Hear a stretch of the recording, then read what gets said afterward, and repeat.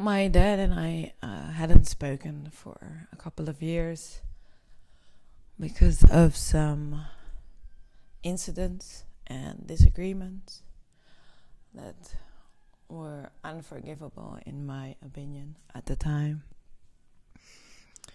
And then I went to Bali and met a shaman.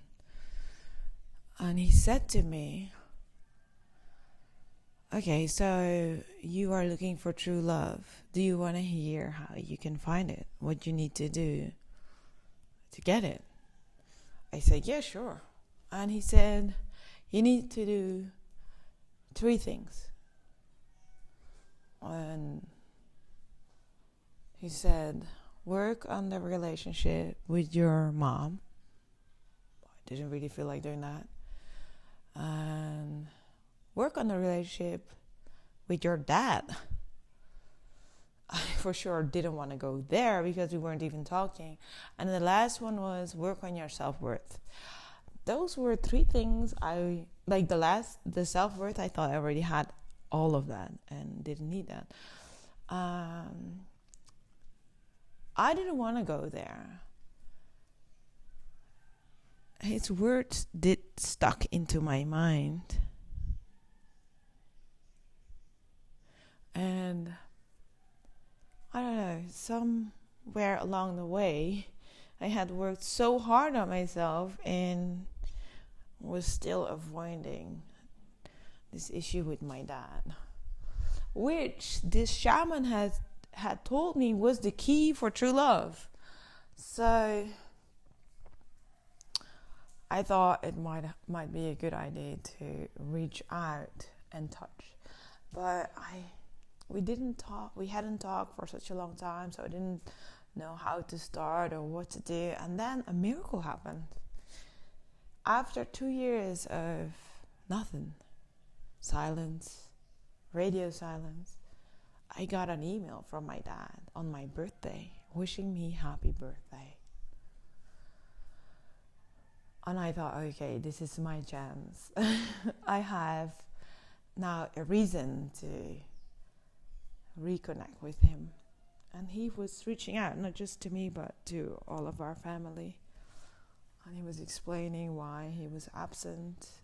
It seemed that he wasn't just absent in my life, but also the rest of our family's life. And anyway, to make a long story short, I have been interacting with my dad over the past couple of months, and more intense in the last few weeks since I started this 30-day transformation challenge, which has been extremely challenging for me. And he kept telling me, emailing me, because about this self-forgiveness that he had been introduced to and has been practicing.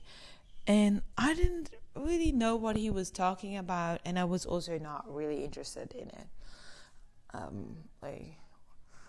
What kind of miracle thing could that be? And he kept mentioning it, and since I'm not doing a lot of external work during this challenge, I have more space to listen, not only to myself and my inner voice, but also to other people. And this time I decided to really ponder a little bit more on it. And then it dawned on me that I've been on a quest for true love for years now. I don't know, 4 years or something. Intensively. And I learned that this quest for true love was actually a self-love expedition. And I thought I had this self-love thing down. I thought I knew what all the elements were, and I thought I was working it. And now I discover that there's one element that might even be the basic, the most fundamental element of self-love and maybe even life. And that is self-forgiveness. And what I really like about the last email he sent me about this is self-forgiveness is not just about forgiving yourself for everything you have done to others. That's not even the most important part. Like, it's just part of it. It's all about forgiving yourself for letting others treat you bad, poorly, horrific, and taking back your power. There is a pastor that I've only seen online, Pastor Joel, and he always says, are you the victim or the victor? And what I really like about this self-forgiveness process is it's not about other people or at all, actually. It's about claiming back your power and your life. So I wrote a poem about this. I hope you enjoy it. Self-love.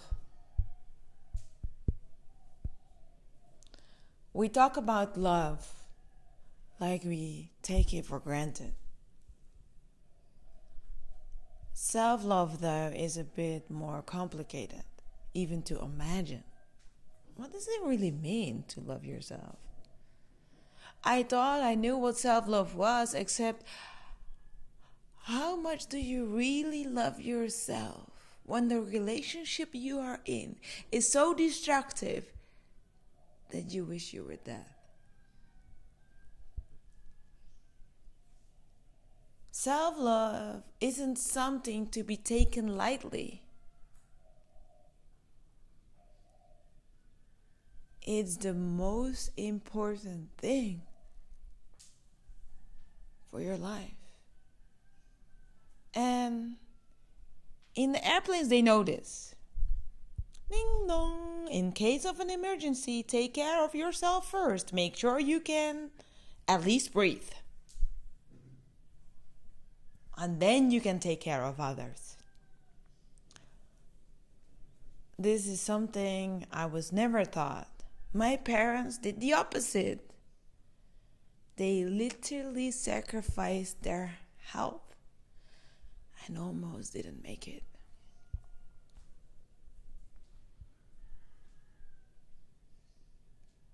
I have been on a quest for true love for quite some time now. And I didn't see it coming. But the man who had a childhood that is worse than a horror movie, who always blamed his wife for everything, and would cut ties with his own brothers and sisters. This man, my dad, is teaching me about forgiveness.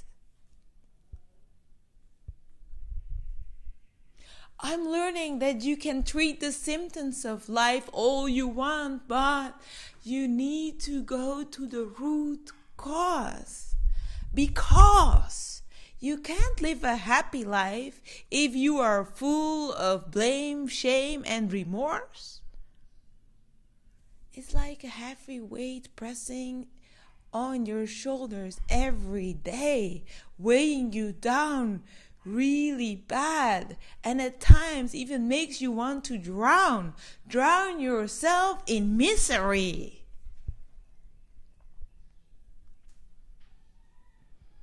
These feelings are worse than all the stuff my grandparents used to do.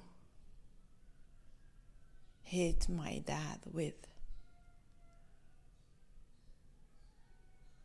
If it wasn't enough to tell him every day how dumb he was, they would hit him until blood was gushing out of his little body. Tears were dripping from his face while he wondered, why me? Am I such a disgrace? The only difference is, and this is all mental, and it happened in the past. We all have a choice these days. Do we keep beating ourselves up, or are we finally going to learn how to treat ourselves gentle, give ourselves a little grace?